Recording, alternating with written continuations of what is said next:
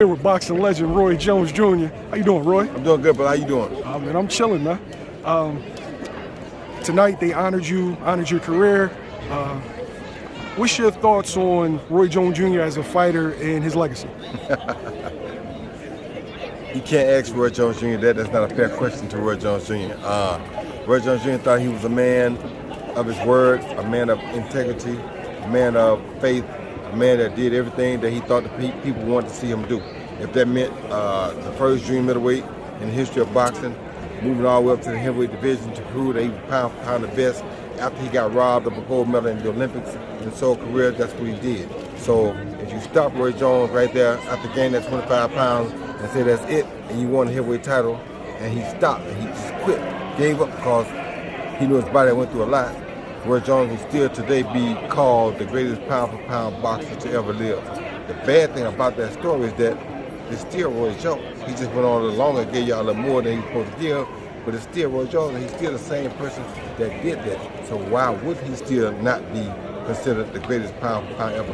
Because who in the history of the sport has ever turned professional as a junior middleweight and became heavyweight champion of the world? And not only that, also when you go back and look at the highlights, look at the things that he did, who did the things inside the boxing ring that Roy Jones did before him or after him? Nobody. So how could Roy Jones Jr. not be considered pound for pound the best to ever do it? So don't ask me, because that would be my argument. Roy, you faced James Toney At 44-0. Yeah, he was number one pound for pound, right? At the time, he was the baddest man pound for pound on the planet. Do you feel like that was your toughest opponent?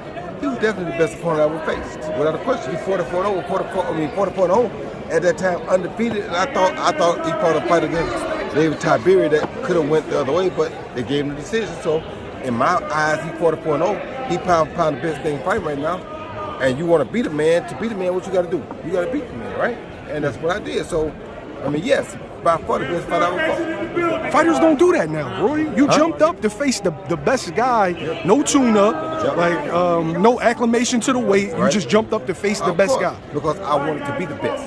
So no matter where the best was, wherever he was, is where I was going. You understand me? So that's just who I was.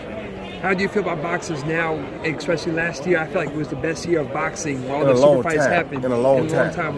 What super fights are you looking forward to happening this year? A lot of you want to see Bivol versus Beterbiev. If Beterbiev beat Smith tonight, did he beat Smith tonight?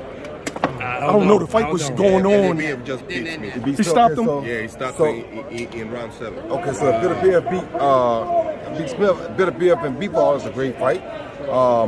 Fury and Usyk is going to be a great fight. Canelo and what's the boy name? Canelo and Benavidez. Benavidez would be a great fight, yes.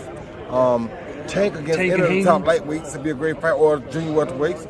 Haney against any of the top lightweights or junior welterweights would be a great fight. Crawford against Ennis would be a great fight. There's a lot of great fights out there. And some of them business-wise are not great fights for one side. Like, for instance, I'm sure Crawford feel like, well, Boots ain't proved himself yet. Look how long it took me to get a chance to prove myself. I had to be 35 years old before I got a real chance to prove myself against Earl. You understand me? So why would I go get it up right away and give him opportunity? That's how he gonna look at it. So you gotta understand, I do understand some of the monopoly play in the game, but those are great fights, no matter what happens. Tank versus anybody with a name. Shakur against anybody with a name, or Haney against anybody with a name. Out of the undefeated fighters, who keeps the O the longest out of all of them? I don't know who keeps it the longest. I think I don't know, because Haney gonna keep his for a while, but Haney will fight. Tank will keep his for a while, he'll fight. Shakur gonna keep his for a while, he'll fight. Boots Ennis gonna keep his for a while. Stop pushing him out, guys. But Crawford gonna still keep his for a while, so we don't know. What is Boots versus Terence Crawford? What does that look like? I don't know yet, because we haven't seen Boots in against a guy that has touched him good enough to really test his chin.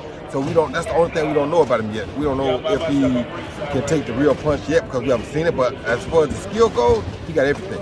And that fight could be a very difficult fight because he has everything. And when a guy is talented and has the skill level that Boots has, anything can happen. But don't get it wrong, Bud has that skill level too. So it's a great fight.